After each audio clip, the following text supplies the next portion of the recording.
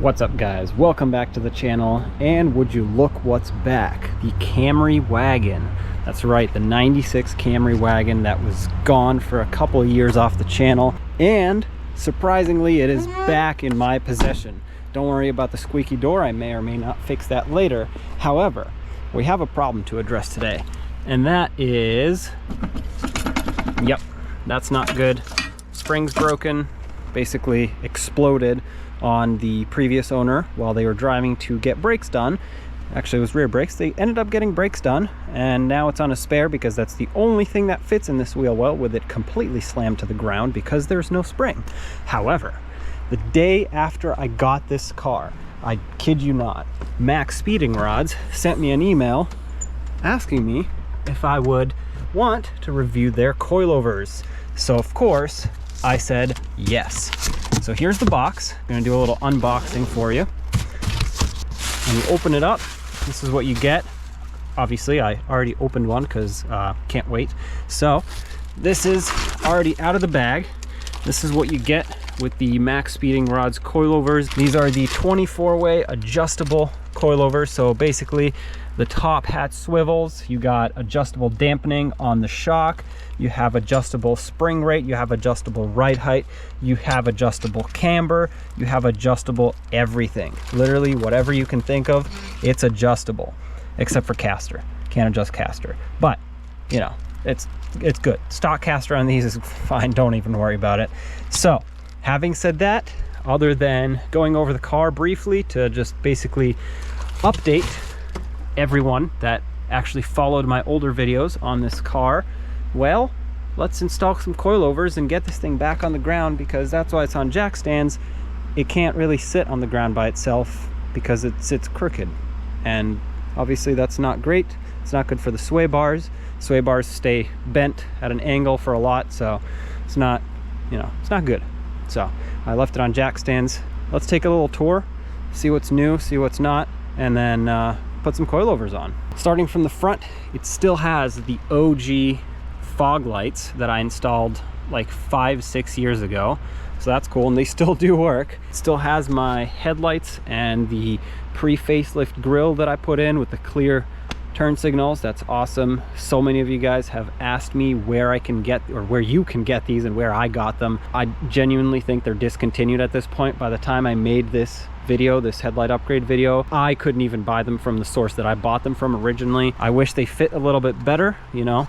We're gonna ignore that and that, but you know, just back up like 20 feet and it's great. It's perfect. Under the hood, it is still exactly the same. This is the timing belt that I put on a long time ago. Everything is exactly the same. It got regular oil changes, and that's it. Like, that's all that it needed. Everything is perfect. Well, it's got a couple oil leaks. We'll address those maybe in future videos, but that's it. It's just a stock Camry V6, of course. Inside, it needs a cleaning, but you know, which car doesn't need a cleaning? But it's not too bad. You can tell it has a power steering fluid leak because you carry a bottle with you, and it's got a spare power steering pump in there. 258,000 miles, almost 259. That's not too bad. Not too bad. Missing that cover, which is somewhere in here, I know. Just have to glue it back on because the tab's broke. Bit of a broken door handle situation here, or the bezel at least. Now, unfortunately, it won't be around for too long because, well, there are plans. You'll see. Just wait and see. So it's gonna go at some point.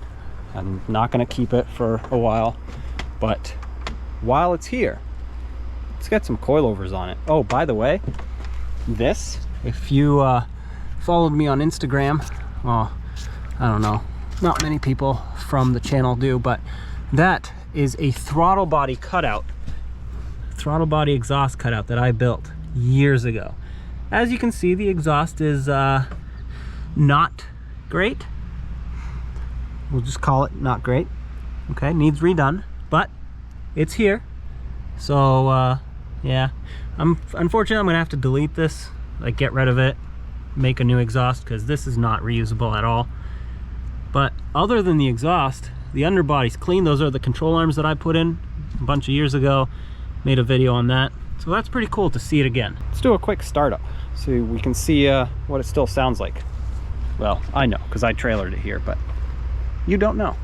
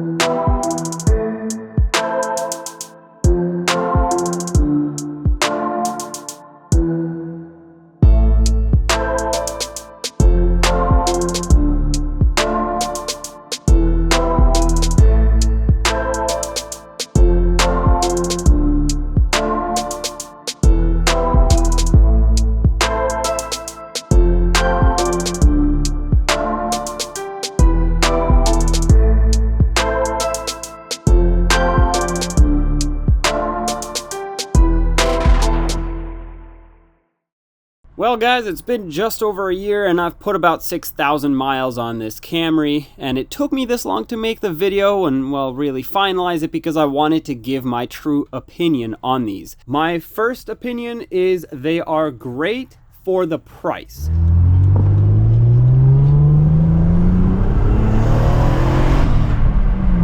So if you're looking for a budget-friendly coilover, this is it. It's going to do everything you need. It's got so many adjustment points. Definitely going to fit your needs, whether you want your car slammed, lowered, or just stiffened up a little bit. Now, I actually have it at its highest point right now. So here's a picture of what it looked like on factory springs. And this is what it looks like at its highest point on this coilover setup. So it's not going to give you stock ride height, but that's obviously not the point of coilovers. It is to lower the vehicle and get it to perform a whole lot better. I'm also on stock wheels and tires, which actually in a way improve the ride because the tire is so large and squishy that it makes it a little bit more bouncy. But with some lower profile tires, a little bit wider, a little bit grippier, this thing can be a beast. There's so much power to put down out of this V6. The tires spin every single time you floor it at low speeds.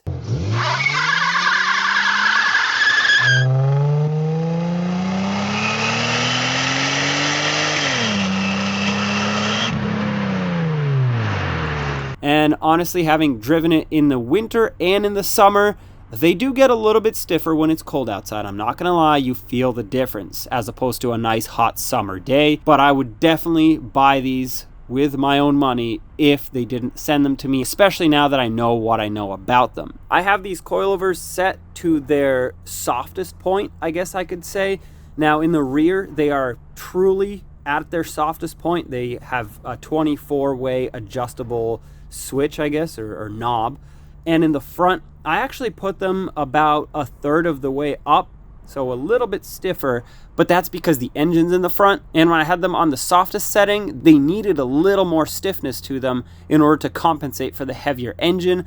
Now I believe that this is because they can also fit the 4-cylinder, which is lighter. So I guess if your vehicle comes with multiple engines, keep that in mind. I think they were put together very well, quality materials. And the only tip I have for you, if you live in a rusty climate, spray those threads on the collar for the coilover with grease, anti-seize, oil, whatever you have. I know it's going to get gross looking and covered in debris, but it's just like an oil-based undercoating. Otherwise, they will rust. There's no doubt about it. Well, guys, I hope you enjoyed the video. And as always, links to everything in the description. Check out Maxpeedingrods, and I'll see you in the next one.